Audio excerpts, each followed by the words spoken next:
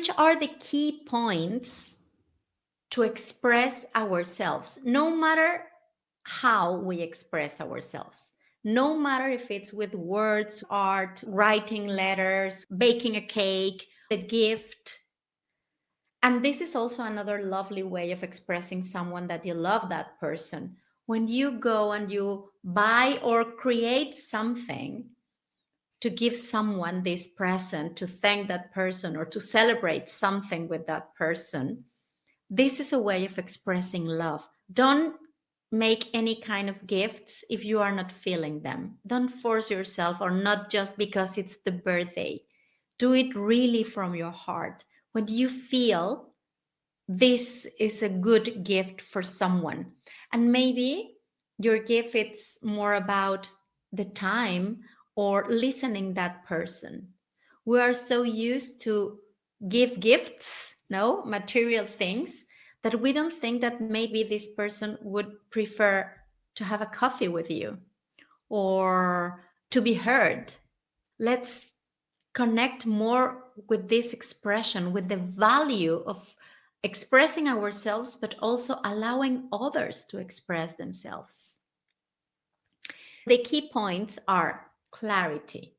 Deliver a clear message and easy to understand in a very simple language. As Mexicans, and I noticed that since I am living in Europe, we don't go straight into the point. We are always going around. First, because we are polite, we say that, or my thought it's like we are afraid, and we don't like also to mistreat someone or to hurt someone with our words or to be misunderstood. We are always like going this way instead of saying the things straight into the point. And we lose clarity of the message. Because at the end of the day, when we are going rounds, then the other person, it's like, what are you trying to say? I didn't get if you want it or not. Because we were going in zigzag. Instead of saying, I don't like this, I like this, I prefer it like this, my opinion is this. And something that is very helpful when we are sharing what we feel, wanting to say something that maybe it's not that pleasant, is always to talk from our own selves, from our own feeling, not about what they did, what they said or not. I want to be clear because maybe I am not being clear. Let's say that I was angry with the husband, and instead of saying it's your fault and you did this, and or you didn't say this or you didn't say that, let's act from our own selves. So I felt that you were not respecting me. I felt this. I interpreted it like this. This was disturbing me because of this. Not pointing out the fault of the other. It is more sharing how I felt, how I saw things. And that immediately will change the energy of the conversation.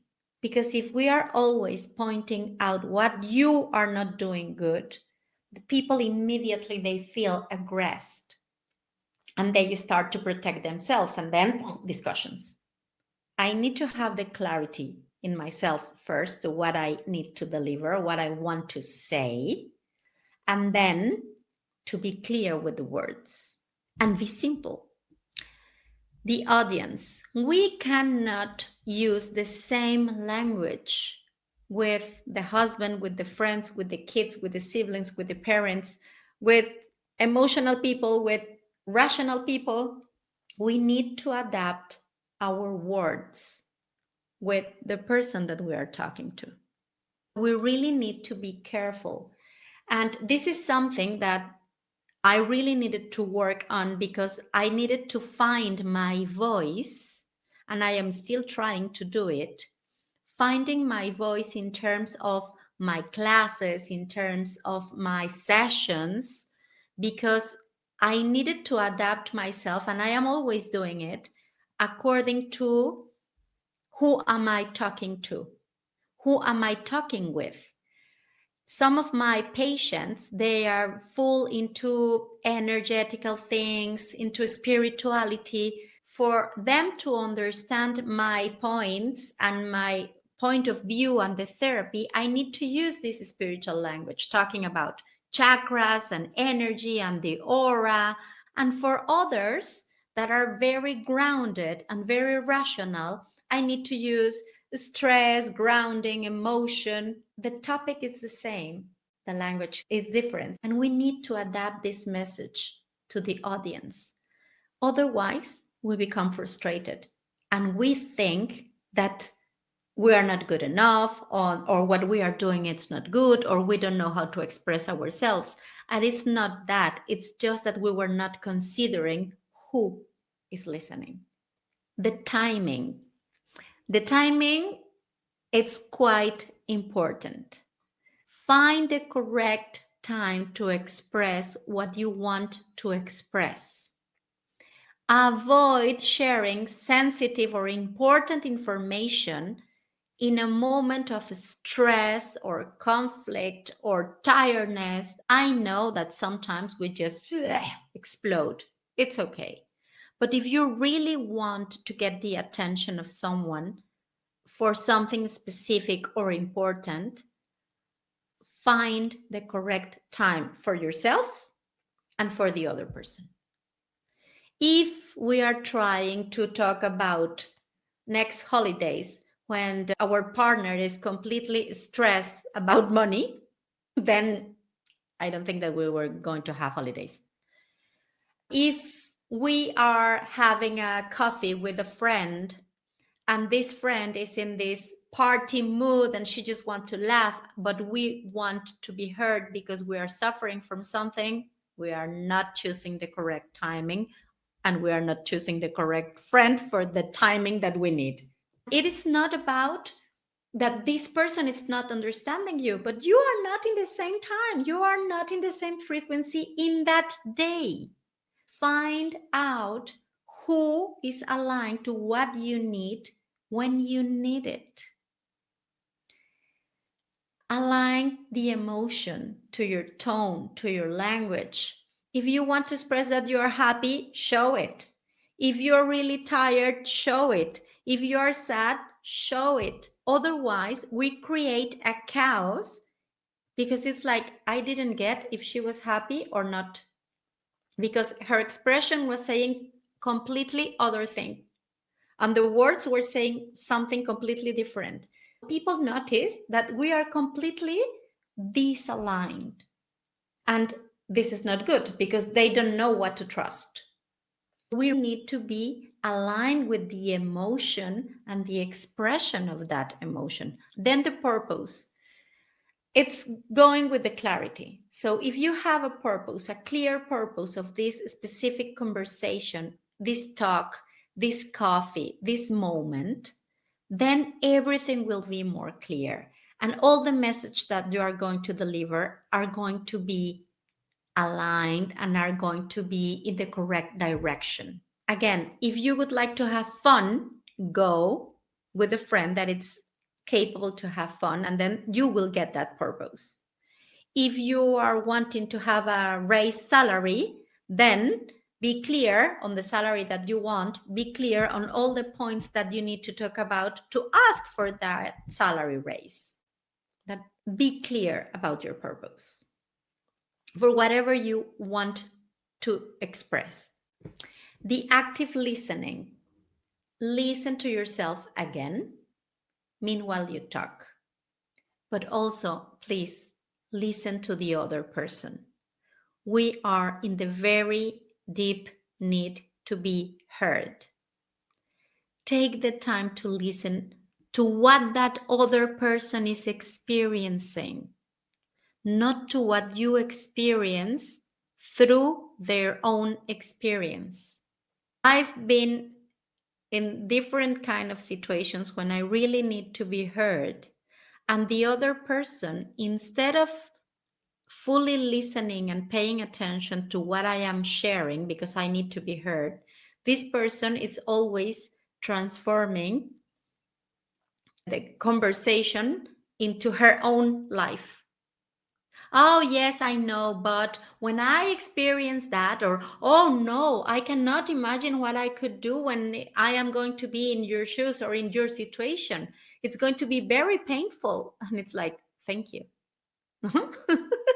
That's not empathy. That's, I don't know how to handle your pain. Let's be more empathic. And empathic, it's not living the pain of the other, it's really allowing that person to be contained when they really need to be heard. And also, if we are fully attentive and in the present moment when someone is talking, we will get a lot of information from what this person is needing and projecting. And we will be able to understand that person or that situation even more. Finding also the learning lesson that this conversation has for us. It is not only about us being free to express ourselves, it's also allowing others to be heard. And this is the giving and receiving again. This is creating connections. This is creating healthy relationships. This is understanding ourselves and others. Another thing, it is not what you say, it is how you say it. It's the words that we use when we really want to say something that it's hurting us. We have the right to say whatever we feel it's not good or it is good. We have the right, but we just need to take care of the words we use. Not only because we hurt someone else, but because we hurt ourselves or because we will be misunderstood. So you have the right to say, no, I don't want to do that. But you don't need to aggress that person. You just say, no, thank you, bye, it's finished. I don't need to tell you more or to give you more details if I don't want to do something. You just need to respect myself in a very proper and correct way. I am a person that I don't know how to manage aggression.